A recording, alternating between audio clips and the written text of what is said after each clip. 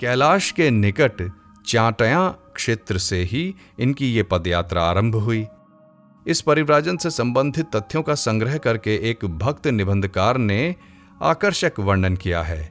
वे लिखते हैं, चांगट्यांग से तिब्बती बाबा विदेशी साथियों के साथ प्राचीन काल के प्रशस्त उत्तरगामी वाणिज्य पथ से मंगोलिया की राजधानी उर्गा नगर की ओर अग्रसर हुए। योग में निपुण होने से उन्हें वहां के भाषा भाषियों के साथ व्यवहार करने में कोई असुविधा नहीं हुई। उर्गा नगर वासी गणों ने भी इस श्रेणी के एक भारतीय हिंदू पर्यटक को अतिथि रूप में पाकर अपने को कृतार्थ अनुभव किया और उनकी इच्छानुसार उन्हें साइबेरिया भ्रमण में भी सुविधा तथा सुयोग प्रदान किया। मंगोल लोग स्वभावतः ही अतिथिपरायण होते हैं। किसी विदेशी अपरिचित अतिथि के आते ही उसकी सादर अभ्यर्थना करते हैं तथा पूजा पार्वण उत्सव आदि में कभी कभी अतिथि को साथ लेकर साइबेरिया क्षेत्र के पास के स्थानों पर भोजन एवं आमोद प्रमोद करते हैं। उर्गा नगर की बौद्धों में एक विशिष्ट तीर्थ के रूप में गणना है। विभिन्न देशों से यात्रियों के दल का यहाँ प्रायः आवागमन रहता है। तिब्बती बाबा ने इस स्थान में उत्तर स्थित साइबेरिया में प्रवेश किया। उर्गा से पेमात चीन होकर प्राचीन राजमार्ग उत्तर की ओर बैकाल झील तक गया है। इसी झील के पास एक पवित्र पर्वत के ऊपर विशाल यज्ञ भूमि है। वहां बुरकान देवता के लिए भारतीय वैदिक अश्वमेध यज्ञ जैसा समय समय पर यज्ञ अनुष्ठित होता है। यज्ञ के विशाल कुंड में उपयुक्त रूप से अग्नि प्रज्वलित करके उसमें चारों पैर बांधकर जीवित अश्व की आहुति दी जाती है और उसके साथ ही तारासुन नामक देशी सुरा भी डाल दी जाती है। इस क्षेत्र में वैदिक वज्र देवता इंद्र भी विभिन्न नामों से पूजित हैं। चीन में भी प्राचीन काल में इसका उल्लेख मिलता है। तिब्बती बाबा साइबेरिया से पूर्व चीन आए। इस तरह भ्रमण करते हुए कैलाश से कराकोरम, क्विनलिन, ऑल्टिन इत्यादि पर्वतीय रास्तों का संकट झेलते हुए दुर्गम जंगलों तथा पर्वतीय नदी नालों को उन्होंने पार किया। चांट्यांग होते हुए उर्गा पहुंचने तक उन्होंने लगभग 3000 मील का रास्ता तय किया। बहुत साल बाद कलकत्ता में रहते समय एक बार तिब्बती बाबा की एक पुरानी झोली में रूसी, चीनी तथा मंगोलियन भाषा में लिखे अनेक पत्र तथा मानचित्र निकले थे।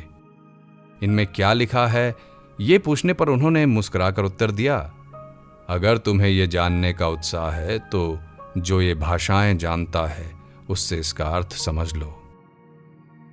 प्रायः 20 वर्षों तक इन महात्मा ने कलकत्ता नगरी तथा उसके आसपास निवास किया था, परंतु ये दुख की बात है कि मध्य एशियाई भाषाओं में लिखित पत्रादिकों का अर्थ जानने की किसी भक्त या अन्वेषक को कोई उत्साह या तत्परता नहीं हुई। चीन, मंगोलिया तथा साइबेरिया भ्रमण में तिब्बती बाबा ने लगभग 6000 मील का लंबा रास्ता तय किया और उसके बाद बर्मा में आकर उपस्थित हुए। अकिंचन सन्यासी और अपरिग्रही, भिक्षा के रूप में किसी से उनका कुछ ग्रहण करने का स्वभाव नहीं था। इस अवस्था में इस लंबे सफर का उन्होंने किस तरह अतिक्रमण किया तथा किस तरह अपने शरीर का भरण पोषण किया, यह अत्यंत आश्चर्यजनक है। बाद के समय में बाबा ने अपने भक्तों से कहा था, तिब्बती लामाओं से जो भेषज विद्या तथा द्रव्य गुण की जानकारी मैंने सीखी थी, उसी से मध्य एशिया भ्रमण में मैं अपनी प्राण रक्षा कर सका। बाबा रास्ता चलते चलते बहुत से जगहों पर असाध्य रोगियों की चिकित्सा भी करते। बाबा के लिए उन दुखियारे लोगों में जैसे दीन दरिद्र ग्रामवासी एवं भिक्षु थे, वैसे ही धनी गृहस्थ, व्यापारी एवं शासक कुल के लोग भी थे। इन्हीं लोगों की कृतज्ञता पूर्वक अर्पित सहायता से तिब्बती बाबा के परिव्राजन एवं देह निर्वाह के लिए सभी खर्च पूरे हो जाते। बर्मा प्रवास के समय तिब्बती बाबा के साथ रामरतन बंदोपाध्याय नामक एक बंगाली भक्त से परिचय हुआ। कुछ समय बाद इन्हीं भक्त के प्रबल आग्रह पर वे मद्रास आ गए। इसी समय मद्रास क्षेत्र में उनको केंद्र करके धीरे धीरे एक साधन आश्रम खड़ा हो गया और कुछ एक मुमुक्षु महापुरुष से साधन तथा उपदेश ग्रहण करके धन्य हुए। मद्रास के आश्रम में तिब्बती बाबा के भेषज विद्या तथा रासायनिक प्रक्रिया के भी अनेक चमत्कारी प्रयोग दिख जाते। दुखी भक्तों के रोना धोना मचाते ही वे तिब्बत से प्राप्त अपनी रासायनिक ज्ञान का उनके आरोग्य के लिए प्रयोग करते। इस तरह चिकित्सा विद्या में पारंगत होने की उनकी ख्याति धीरे धीरे चारों ओर फैल गई। इन्हीं दिनों एलोरा के राजा एक भयानक बीमारी से पीड़ित थे। उनकी अवस्था धीरे धीरे बहुत बिगड़ती जा रही थी तथा राज दरबार से तिब्बती बाबा के लिए बार बार आकुल आह्वान आने लगा। अंततः बाबा का हृदय करुणा विगलित हो गया और वे एलोरा के राजमहल में जाकर उपस्थित हुए। उनके द्वारा दिए हुए एक भेषज से मृत्यकल्प राजा बीमारी से छुटकारा पा गए और थोड़े ही दिनों में पूरी तरह ठीक हो गए। इन्हीं दिनों हैदराबाद के निजाम ने अपने राजमहल में बड़े समारोह से एक सर्वजनित धर्मसभा का अनुष्ठान किया। एलोरा के राजा से तिब्बती बाबा के साधन ऐश्वर्य की बात सुनकर उन्होंने इन महापुरुष को अपनी धर्मसभा में सादर आमंत्रित किया। भक्त एवं अनुयायियों के प्रबल आग्रह के कारण बाबा इस आमंत्रण को अस्वीकार नहीं कर सके तथा यथा समय उन्होंने सभा के मंच पर आसन ग्रहण किया। हैदराबाद कॉलेज के तत्कालीन अध्यक्ष तथा स्वनाम धन्या सरोजनी नायडू के पिता डॉक्टर अघोरनाथ चट्टोपाध्याय इस महती सभा के एक विशिष्ट सदस्य थे। इस सभा में तिब्बती बाबा ने किस तरह भाग लिया था तथा उनकी किस तरह अभ्यर्थना हुई, इसका विवरण प्रत्यक्षदर्शी डॉक्टर चट्टोपाध्याय ने अपने कलकत्ता के मित्रों के समक्ष कुछ इस प्रकार किया था। निजाम हैदराबाद के महल में भव्य समारोह के साथ इस धर्मसभा का शुभारंभ हो रहा था। विभिन्न वक्तागण अपने अपने धर्म एवं समाज के आदर्शों की व्याख्या कर रहे थे तथा उनके वैशिष्ट्य एवं महात्म्य का उद्घोष कर रहे थे। आयोजनकर्ताओं के अनुरोध से तिब्बती बाबा को भी एक छोटा सा भाषण देना पड़ा। यह भाषण जितना ही विद्वतापूर्ण था उतना ही हृदय स्पर्शी। प्राचीन हिंदू धर्म के स्वरूप को समझाते हुए उन्होंने वेदांत के महान आदर्शों को जनसाधारण के समक्ष प्रस्तुत किया। गंभीर स्वर में उन्होंने कहा, हिंदू धर्म कोई सांप्रदायिक धर्म नहीं है, बल्कि यह सनातन धर्म है। हमारे सत्यदृष्टा ऋषियों ने मानवात्मा एवं परमात्मा के अभेदत्व तथा ऐक्य का ही प्रतिपादन किया है। सत्य सर्वदा अपरिच्छिन्न एवं अविभाज्य है। इस आदर्श को प्रस्तुत करने में अन्य धर्मों जैसा इसमें विरोधाभास नहीं है। मेरा धर्म ये स्पष्ट घोषणा करता है कि अविद्या हननकारी वही परमात्मा जीव देह में हंस रूप में विराजमान है। जो कुछ भी ऊपर नीचे दक्षिण या बाईं ओर सम्मुख या पीछे है वे वही हैं। स एवदः सर्वः, सब कुछ वही हैं। उन्हीं का स्वरूप मैं हूं और मैं ही सब कुछ हूं। अहमे वेदः सर्वः, हम लोगों का धर्म निर्भीक भाव से ये घोषणा करता है, मैं आत्मस्वरूप हूं, मैं स्वाधीन हूं, किसी से भय करने का मुझे कोई प्रयोजन नहीं। मात्र इतना ही नहीं, वरन मैं ही अविनाशी परम सत्य हूं। तेजस्वी महासाधक के गुरु गंभीर कंठ से हुंकार एवं परम सत्य की निर्भीक घोषणा से सभा कक्ष प्रतिध्वनित हो रहा था। मंत्र मुग्ध श्रोतागण इन महापुरुष की ओर निर्निमेष दृष्टि से देख रहे थे। सभा के समाप्त होने पर स्वयं निजाम तिब्बती बाबा के समक्ष आए और बार बार अपनी श्रद्धा के सुमन उन पर अर्पित करने लगे।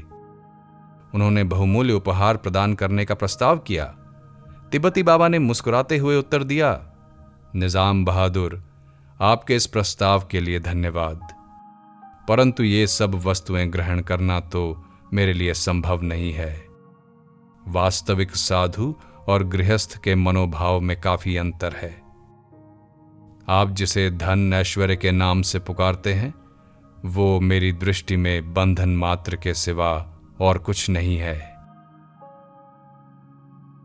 अपनी भक्त मंडली के साथ तिब्बती बाबा ने सभा स्थल का त्याग किया और उपस्थित जन समूह इन तेजस्वी महापुरुष की ओर प्रशंसा भरी दृष्टि से देखता ही रह गया।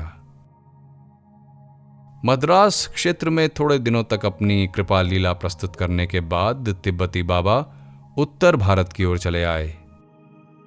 नैमिषारण्य, अयोध्या इत्यादि पुण्य तीर्थों के दर्शन के बाद वे काशी धाम में आकर उपस्थित हुए।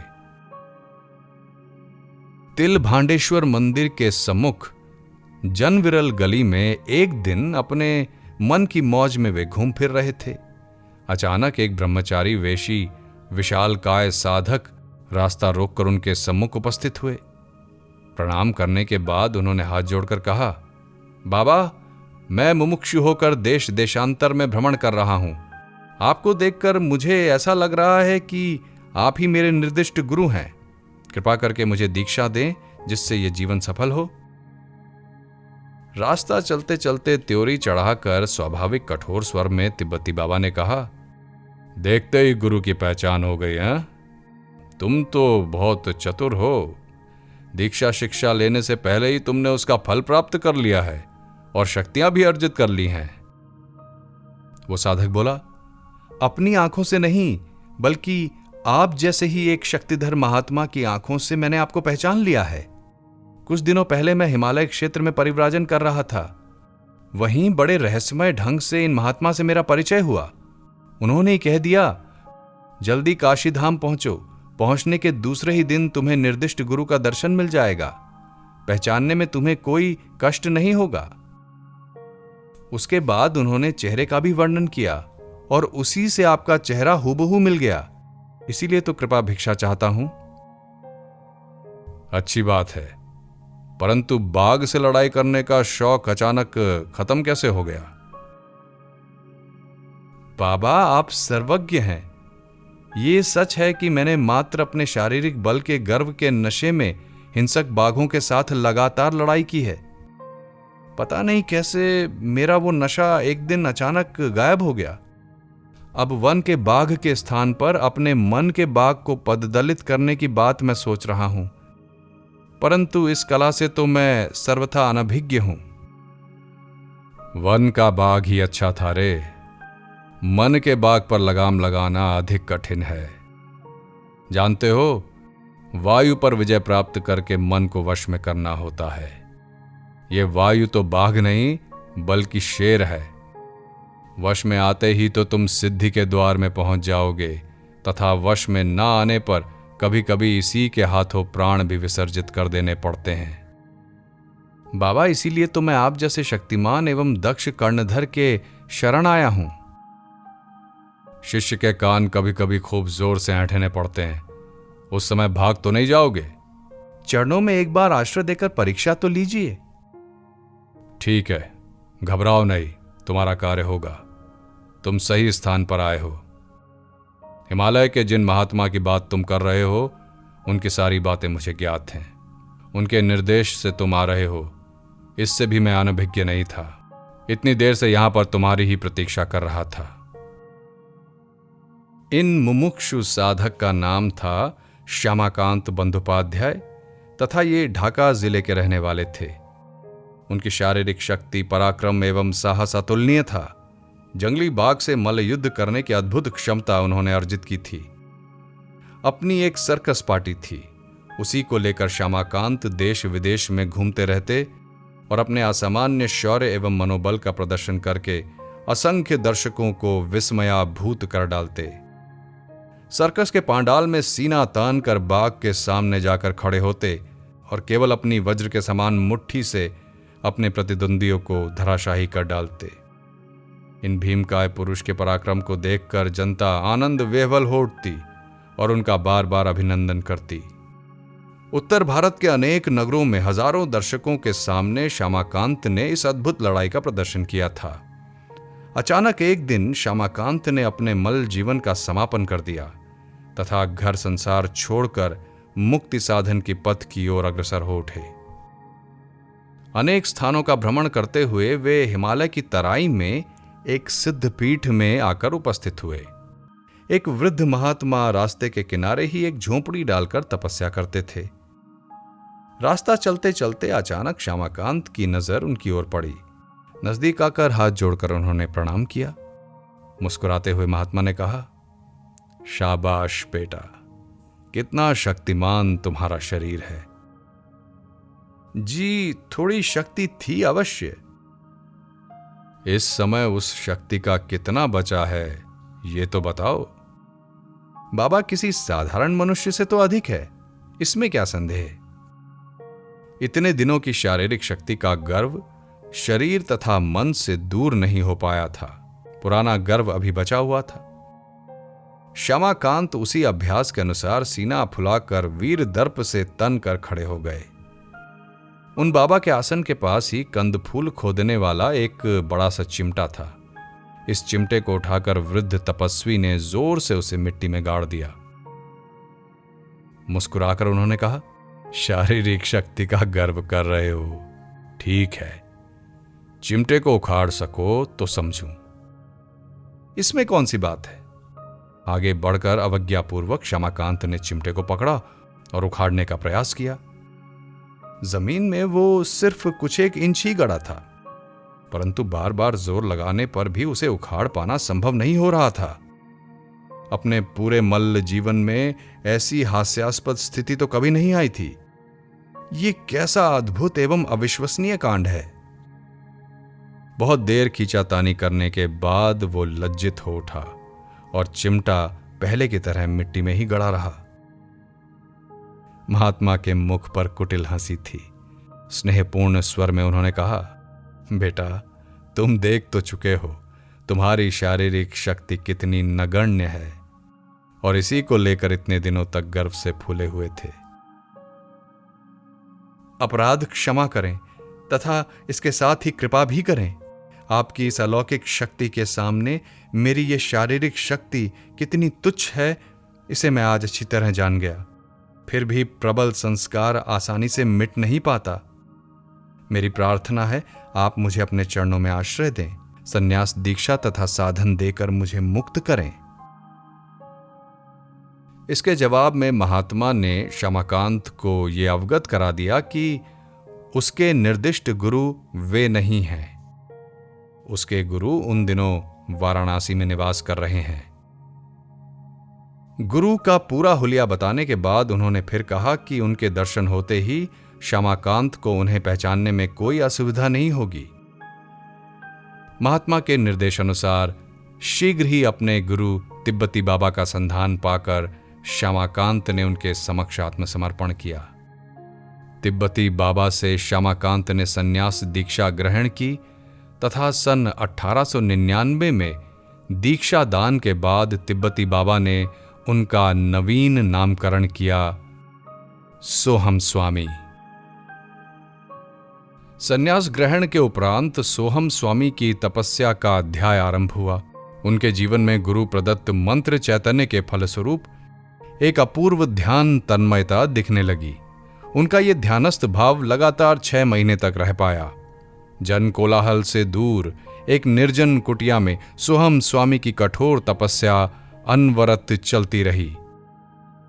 एक बार नवदीक्षित शिष्य को अपने आहार तथा निद्रा का भी ज्ञान नहीं रह गया था।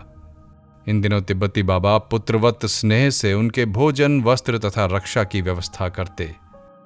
6 महीने पूरे होने पर शिष्य का हाथ पकड़कर उठाते हुए तिब्बती बाबा ने कहा, तुम अब काफी आगे बढ़ चुके हो, अपना मार्ग स्वयं प्रशस्त करो, मैं भी अब अपनी इच्छानुसार आगे निकलूंगा। साष्टांग प्रणाम निवेदित करते हुए सोहम स्वामी ने कहा, गुरुदेव, आपके वियोग से मुझे कष्ट अवश्य होगा, परंतु साथ ही मैं ये भी जानता हूं कि आपका विधान मेरे लिए कल्याणकारी ही सिद्ध होगा। जाने से पहले इतना आदेश तो अवश्य देते जाएं कि भविष्य में मेरी दिनचर्या किस प्रकार चलेगी। गुरु गंभीर कंठ से तिब्बती बाबा ने कहा, जीवन की सारी प्रतिष्ठा, सारे माया मोह के बंधन काटकर आत्मज्ञान लाभ के लिए निकल पड़े हो। इसके लिए निरंतर आत्मचिंतन की आवश्यकता है। शक्ति एवं विभूतियां सभी अग्रसर होते हुए साधकों के जीवन में आती हैं। इनके जाल में कभी न फंसना, आगे बढ़ते रहना, मात्र आगे बढ़ते रहना। गुरुदेव, मैं कहां रहकर तपस्या करूंगा, किस तरह जीवन यापन करूंगा, कृपया करके इसका भी निर्देश देते जाएं। अभी नैमिषारण्य जाकर कुछ दिनों तक साधना भजन करो, उसके बाद कहीं हिमालय में जाकर अपना डेरा जमाओ। ये भी ध्यान रखना, सन्यासी गण प्रायः ही भिक्षा ग्रहण को लेकर माथापच्ची करते हैं। वैसा कभी मत करना। जाने से पूर्व मैं तुम्हें कई असाध्य रोगों की दवा बतला जाऊंगा। उससे लोगों के प्राणों की रक्षा होगी तथा तुम्हें भी जीविका के विषय में कुछ नहीं सोचना पड़ेगा। गुरु के शेष उपदेश तथा इन सब औषधियों का ज्ञान प्राप्त करके सोहम स्वामी ने वाराणसी का त्याग किया। कुछ एक महीने नैमिषारण्य में साधन भजन करने के बाद उन्होंने हिमालय की ओर प्रस्थान किया। जीवन की संध्या में साधनरत अवस्था में नैनीताल के पास गेठिया गांव में स्थित अपने आश्रम में उनका शरीरपात हुआ। वाराणसी क्षेत्र के भक्तों पर कृपा बरसाने के बाद तिब्बती बाबा कलकत्ते में आकर उपस्थित हुए। इस महानगरी तथा इसके निकटस्थ क्षेत्रों के बहुत से मुमुक्षु तथा रोग शोक से आर्त नर नारी उनका आश्रय पाकर कृतार्थ हुए। कलकत्ता को केंद्र बनाकर तिब्बती बाबा बीच बीच में अन्यान्य क्षेत्रों में भ्रमणार्थ जाया करते। इन सभी स्थानों में मधुपुर उनका अत्यंत प्रिय स्थल था। मधुपुर अवस्थान के समय सतीश बंदोपाध्याय महाशय बाबा के अत्यधिक कृपापात्र हो गए। श्री बंदोपाध्याय एक विशिष्ट ब्रह्म नेता तथा कुशाग्र बुद्धि पत्रकार थे। महापुरुष के अंतरंग हो जाने पर उन्हें व्यक्तित्व, जीवन दर्शन एवं दिनचर्या संबंधी विचार विश्लेषण करने का सुयोग्य अवसर मिला। उन्होंने एक बार बताया था कि तिब्बती बाबा के चेहरे पर तथा आचार व्यवहार एवं बोलचाल में सर्वदा एक अपूर्व व्यक्तित्व एवं उन्मुक्त भाव बराबर ही दिखता है। उनकी कथा वार्ता एवं दार्शनिक आलोचना सुनकर ज्ञान होता है कि वे निरीश्वरवादी किंवा शून्यवादी बौद्ध हैं अथवा उसी तरह के कोई साधक हैं, परंतु वास्तविक रूप में ऐसा नहीं था। असल में वे ईश्वर के संबंध में मौन रहना ही पसंद करते थे और साधन के संबंध में आत्मचिंतन को ही सबसे ज्यादा प्रधानता देते थे। तिब्बती बाबा के जीवन दर्शन का दूसरा पहलू जन कल्याण था। कितने जटिल तथा असाध्य रोगों से उन्होंने मुक्ति दिलाई है। इस प्रसंग में सतीश बंदोपाध्याय ने कहा है, बाबा की अपूर्व प्रतिभा का स्फुरण असाध्य रोगों की चिकित्सा में दिखलाई पड़ता। द्रव्य गुण के ऊपर उनका असामान्य अधिकार था। जब कोई रोगी एक बार उनका आश्रय ग्रहण कर लेता, ये ज्ञानपंथी कठोरी साधक संवेदना से करुण विगलित हो जाते। गरीब रोगियों की चिकित्सा के खर्चे के विषय में वे पास खड़े धनी भक्तों को आदेश देकर उसकी व्यवस्था करवा देते। जहां तक चिकित्सा का प्रश्न था, तिब्बती बाबा धन्वंतरी स्वरूप ही थे। जटिल से जटिल रोग का उपचार वे द्रवगुण के आधार पर ही करते थे। तंत्र मंत्र का प्रभाव रहने पर भी मैंने कोई ऐसी बात वहां नहीं देखी। भारत के वैद्य शिरोमणि श्यामादास वाचस्पति महाशय तिब्बती बाबा के अत्यंत कृपापात्र थे। वाचस्पति महाशय के अनुरोध को अस्वीकार न करते हुए बाबा ने उन्हें कई असाध्य रोग जैसे यक्ष्मा, उदरी, कुष्ठ आदि की औषधियां तथा उनके प्रयोग की विधियां लिखकर भेजी थीं। वर्धमान के पालितपुर में एक बार तिब्बती बाबा की करुणा लीला का एक प्रकाश दिखाई दिया। भूतनाथ दा वहां एक धनी तथा प्रसिद्ध व्यक्ति थे। उनका एकमात्र पुत्र उन दिनों एक असाध्य बीमारी से आक्रांत था। रक्त की कमी एवं प्रबल ज्वर के निरंतर भोग के कारण रोगी अस्थि चर्म का ढांचा मात्र रह गया था। अंत में प्रसिद्ध डॉक्टरों ने भी जवाब दे दिया और भूतनाथ बाबू तथा उनकी स्त्री पर जैसे पहाड़ टूट पड़ा। तिब्बती बाबा से उनका सामान्य परिचय था। उसी परिचय के आधार पर भूतनाथ बाबू तथा उनकी पत्नी इन महापुरुष के सामने आकर रोने गिड़गिड़ाने लगे। पैर पकड़कर उन्होंने कहा, बाबा, जिस तरह से भी हो हमारे इस एकमात्र पुत्र को प्राणों की भिक्षा देनी ही होगी। अगर आप ऐसा नहीं करेंगे तो हम दोनों यहीं आपके पैरों पर माथा पटक पटक कर प्राण दे देंगे। बाबा करुणार्द्र हो उठे। उस दंपति के साथ उसी दिन पालितपुर आकर उपस्थित हुए। उनके आदेश अनुसार रोगी के कमरे में एक सफेद रंग का स्वस्थ भेड़ का बच्चा लाया गया। वे स्वयं भी सारी रात वहीं रुके तथा उन्होंने एक गूढ़ तांत्रिक क्रिया का अनुष्ठान किया। सुबह कमरे का द्वार खुलते ही सभी ने आश्चर्यचकित होकर देखा कि सफेद भेड़े का सारा शरीर पीत वर्ण का हो गया है। किसी को भी यह समझते देर न लगी कि बालक का असाध्य यकृत रोग तथा पांडु रोग रातों रात इस भेड़ के शरीर में स्थानांतरित हो चुका है। भेड़ उस समय ज्वर के कारण चेतना शून्य होकर जमीन पर पड़ा हुआ है। तिब्बती बाबा के एक अंतरंग भक्त उस समय वहां उपस्थित थे। उनकी स्पष्टवादिता की काफी प्रसिद्धि थी। उन्होंने कहा, बाबा, अगर आप बुरा ना माने तो एक प्रश्न पूछूं? जो कहना है निर्भय होकर कहो। बाबा, आपके पास तो असीम विभूतियां हैं, फिर मात्र एक मनुष्य को बचाने के लिए आपने इस भेड़ को मार डालने की तैयारी क्यों कर डाली है? हम लोग तो यही समझते हैं कि आप जैसे आत्मज्ञानी महापुरुष में पूर्ण समदर्शिता होगी, फिर मनुष्य और इस भेड़ में भेद क्यों? क्रोधपूर्ण स्वर में तिब्बती बाबा ने उत्तर दिया, मूर्ख, तुम कुछ भी नहीं समझते हो और बेकार की बकबक करते हो। थोड़ा धैर्य रखो, सब कुछ मालूम हो जाएगा। क्षण भर बाद ही देखा गया कि बाबा तीव्र ज्वर से आक्रांत होकर कांपते कांपते शैया पर सो गए। दोनों आंखें पीली हो गई थीं। इसके बाद उनके शरीर में प्राणघाती हिक्का रोग दृष्टिगोचर हुआ। इस समय सभी ने विस्मय पूर्वक देखा कि जमीन पर पड़ा हुआ भेड़ धीरे धीरे स्वस्थ होता जा रहा है। कई घंटे बाद तिब्बती बाबा ने पूर्ण रूप से स्वस्थ हो जाने पर अपनी दैनिक दिनचर्या आरंभ की। बाद में उन्होंने बातचीत में ही प्रसंगवश कहा, यकृत के रोगी की उस समय चिंतनीय अवस्था हो गई थी, इसीलिए भेड़ को ले आकर जल्दी जल्दी ये क्रिया करनी पड़ी। पालितपुर के जमींदार धर्मदास मंडल तथा श्री भूतनाथ दा की चेष्टा एवं धन व्यय से पालितपुर में ही तिब्बती बाबा के लिए एक स्थायी आश्रम का निर्माण हुआ और उसका नाम पड़ा प्रज्ञा मंदिर।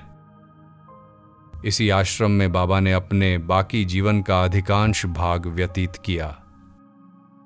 18 नवंबर सन 1930 ईस्वी को पालितपुर के प्रज्ञा मंदिर में प्रज्ञा नमन इन महात्मा ने नश्वर शरीर का त्याग किया। साथ ही भारत के अध्यात्म आकाश से एक ज्योतिर्मय नक्षत्र अस्त हो गया।